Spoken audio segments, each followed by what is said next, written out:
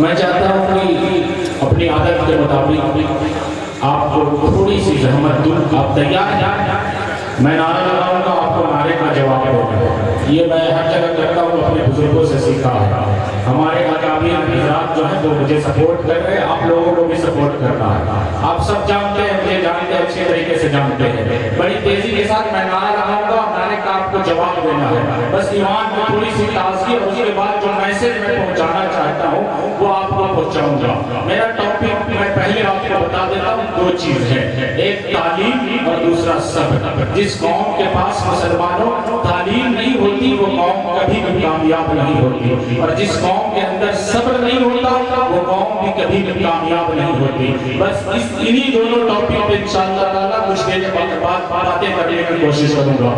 آپ لوگ سننا چاہتے ہیں نا؟ اپنے ہاتھوں کو اٹھا کر ایک مرتبہ کہیے یا حسین. اپنے ہاتھ کو ابھی نیچے کر لیجئے، نعرے کا جواب دینا ہے اور اس کے بعد اپنے ہاتھ کو بلند کرنا ہے. اور جب تک میں نہیں کہوں گا آپ کو اپنے ہاتھوں کو نیچے نہیں کرنا ہے. امام حسین کے نام پر، امام علی مقام کے نام پر، ٹھیک ہے نا؟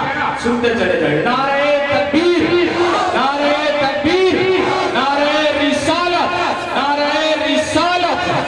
آپ لوگ اسٹیج والے نہیں، صرف سامعین حضرات، بزرگ حضرات نہیں، کچھ دیر کے لیے اپنے ہاتھ کو امام علی مقام کے نام پر، ارے یہ کس کا ہاتھ ہے؟ یا نبی کہنے والوں کا ہاتھ ہے. یہ کس کا ہاتھ ہے؟ یا حسین کا نعرہ لگانے والوں کا ہاتھ ہے. یہ کس کا ہاتھ ہے؟ عباس کے کٹے بازو پہ قربان ہونے والوں کا ہاتھ ہے. یہ کس کا ہاتھ ہے؟ علی اصغر کی مظلومیت پہ قربان ہونے والوں کا ہاتھ ہے.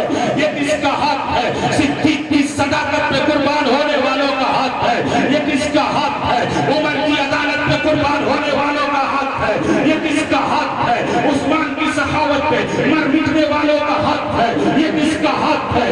علی کی شجاعت پہ قربان ہونے والوں کا ہاتھ ہے. جب یہ ہاتھ اٹھا انقلاب پیدا ہوا، اسی ہاتھ کو گاندھی نے اٹھایا، انقلاب پیدا ہوا. فتح خیر آبادی نے اٹھایا، انقلاب پیدا ہوا. حامد انصاری نے اٹھایا، انقلاب پیدا ہوا. اشفاق اللہ خان نے اٹھایا، انقلاب پیدا ہوا. بڑے بڑے سرداروں نے اٹھایا، انقلاب پیدا ہوا. ابھی چند دنوں پہلے آپ نے اسی ہاتھ کو اٹھایا تو کسی کو ایم پی بنا دیا، کسی کو ایم ایل اے بنا دیا، کسی کو مکھیا بنا دیا، کسی کو واٹس سدس بنا دیا، کسی کو ضلع پارشد بنا دیا.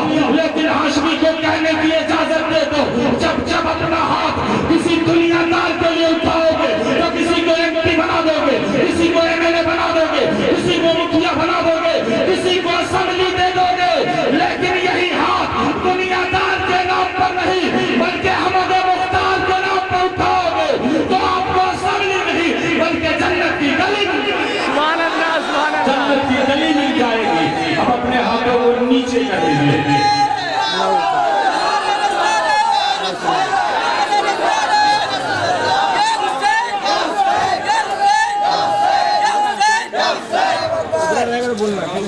زندہ باد، زندہ باد. اللہ تبارک و تعالیٰ نے قرآن پاک میں ارشاد فرمایا وَمَنْ يُطِعِ اللَّهَ وَرَسُولَهُ فَقَدْ فَازَ فَوْزًا عَظِيمًا. بس تھوڑی سی آپ سے توجہ چاہتا ہو. شکریہ. اس آیت کے تناظر میں تھوڑی سی باتیں کرنا چاہتا ہوں. اے مسلمانوں سنو، آج پوری دنیا چاہتی ہے کہ میں کامیاب ہو جاؤں. آج ہر شخص کی سوچ ہے کہ ہم کامیاب ہو جائے. آج نوجوان سوچ رہا ہے کہ ہم کامیاب ہو جائے. ہر فرد کی تمنا ہے ہم کامیاب ہو جائے. ہر انسان کی تمنا ہے کہ ہم کامیاب ہو جائے. اسی بنیاد پر سب کامیابی کا دعویٰ کر رہے ہیں. شب و روز گزارنے والا کہہ رہا ہے ہم کامیاب ہو جائے. دنیا میں رہنے والا کہہ رہا ہے ہم کامیاب ہو جائے. کبھی جو ہے کبھی کامیابی کو اس ترازو پہ تولا جاتا ہے. کبھی لا آف گریویٹیشن دینے والے نیوٹن کو لوگ کامیاب کر رہے ہیں. تو کوئی اگر سائنس کی دنیا میں اچھا مقام حاصل کر لیا ہے تو لوگ اسے کامیاب کہہ رہے ہیں. کسی نے پی ایچ ڈی کر لی ہے لوگ اسے کامیاب کہہ رہے ہیں. آخر کامیاب کون ہے میں آپ کو بتانا چاہتا ہوں. مسلمانوں بڑے غور سے سنیے گا. اگر کسی نے فزکس میں مہارت حاصل کر لی ہے تو وہ اپنے آپ کو کامیاب کہہ رہا ہے. اگر کسی نے کیمسٹری میں مہارت حاصل کر کے کوئی تھوڑا سا کیمیکل بنا دیا جس کیمیکل کو نوبل پرسکار کے لیے نومینیٹ کر لیا گیا تو وہ اپنے آپ کو کامیاب کہہ رہا ہے. ارسطو کہہ رہا ہے میں کامیاب ہوں. ارسطاطالیس کہہ رہا ہے میں کامیاب ہوں. سکندر کہہ رہا ہے میں کامیاب ہوں. دارا کہہ رہا ہے میں کامیاب ہوں. ابن سینا کہہ رہے ہیں میں کامیاب ہوں. دنیا کے سارے تمام لوگ کہہ رہے ہیں میں کامیاب ہوں. فزکس والا کہہ رہا ہے میں کامیاب ہوں. کیمسٹری والا کہہ رہا ہے میں کامیاب ہوں. میتھمیٹکس والا کہہ رہا ہے میں کامیاب ہوں. انگلش والا کہہ رہا ہے میں کامیاب ہوں. ہندی والا کہہ رہا ہے میں کامیاب ہوں. مقررین کہہ رہے ہیں ہم کامیاب ہیں. محدثین کہہ رہے ہیں ہم کامیاب ہیں. مقررین کہہ رہے ہیں ہم کامیاب ہیں. مفسرین کہہ رہے ہیں ہم کامیاب ہیں. ادبا کہہ رہے ہیں میں کامیاب ہوں. صلحاء کہہ رہے ہیں ہم کامیاب ہیں. خطبہ کہہ رہے ہیں ہم کامیاب ہیں. نقبہ کہہ رہے ہیں ہم کامیاب ہیں. شورا کہہ رہے ہیں ہم کامیاب ہیں. پوری دنیا کا دعویٰ کر رہی ہے ہم کامیاب ہیں. اہل ثروت کہہ رہے ہیں ہم کامیاب ہیں. اہل طاقت کہہ رہے ہیں ہم کامیاب ہیں. اہل عمارت کہہ رہے ہیں ہم کامیاب ہیں. اہل شوکت کہہ رہے ہیں ہم کامیاب ہیں. اہل شہرت کہہ رہے ہیں ہم کامیاب ہیں. لیکن اے قرآن ہاشم رضا تجھ سے پوچھنا چاہتا ہے آخر تیری نظر میں کون کامیاب ہے؟ کیا طاقت والا کامیاب ہے؟ کیا دولت والا کامیاب ہے؟ کیا شہرت والا کامیاب ہے؟ کیا عمارت والا کامیاب ہے؟ تو قرآن کہتا ہے نادان نہ طاقت والا کامیاب ہے نہ شہرت والا کامیاب ہے نہ عمارت والا کامیاب ہے نہ علم کامیاب ہے. قرآن پکار کر کہتا ہے وَمَن يُطِعِ اللَّهَ وَرَسُولَهُ فَقَدْ فَازَ فَوْزًا عَظِيمًا. ارے نہ طاقت والا کامیاب ہے نہ حکومت والا کامیاب ہے نہ دولت والا کامیاب ہے. اگر کامیاب ہے تو اللہ اور رسول کی اطاعت والا کامیاب ہے. رسول سے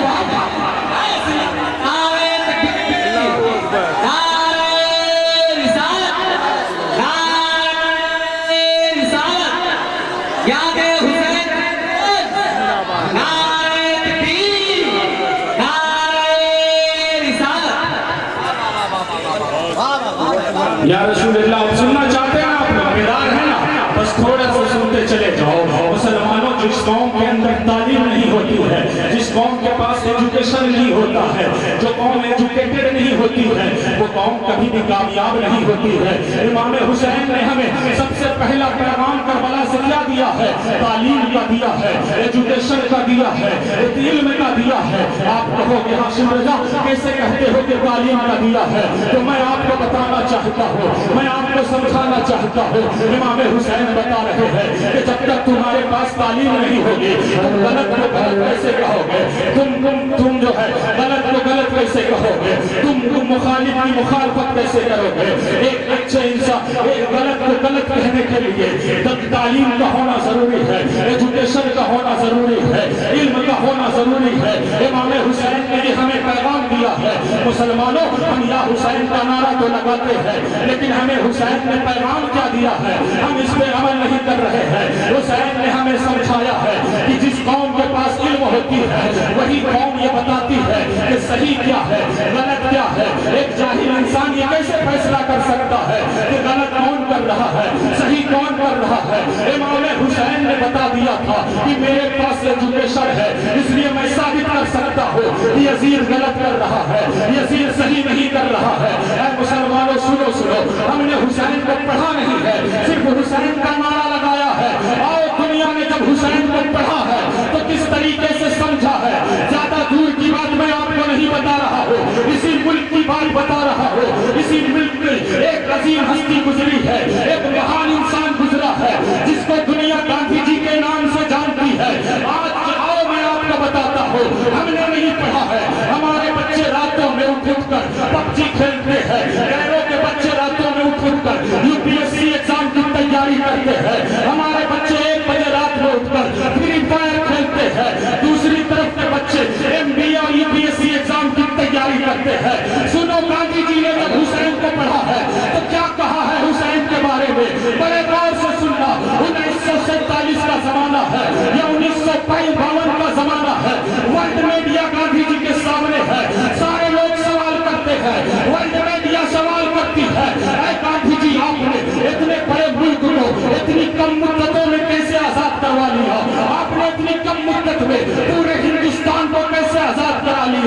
یہ ورلڈ میڈیا سوال کر رہی ہے، گاندھی جی پلٹ کر جواب دیتے ہیں، تجھے لگتا ہے کہ بڑی کم مدت میں ہندوستان کو آزاد کرایا گیا ہے؟ ایسا نہیں ہے، بلکہ اس ہندوستان کی آزادی میں کبھی فضل حق حیدرآبادی کو قربان کرنا پڑا ہے، تو کبھی اشفاق اللہ خان کو پھانسی کے پھندے پہ لٹکنا پڑا ہے، بڑی مدتیں گزر گئی ہے اس ہندوستان کو آزاد کرانے میں۔ اب میں توجہ چاہتا ہوں، سنو گاندھی جی نے کہا تھا ارے ہندوستان کو آزاد کرانے میں بہت سال لگ گئے، کاش میرے پاس 72 حسینی ہوتے تو اتنا عرصہ نہیں لگتا، بلکہ 24 گھنٹے میں ہندوستان کو آزاد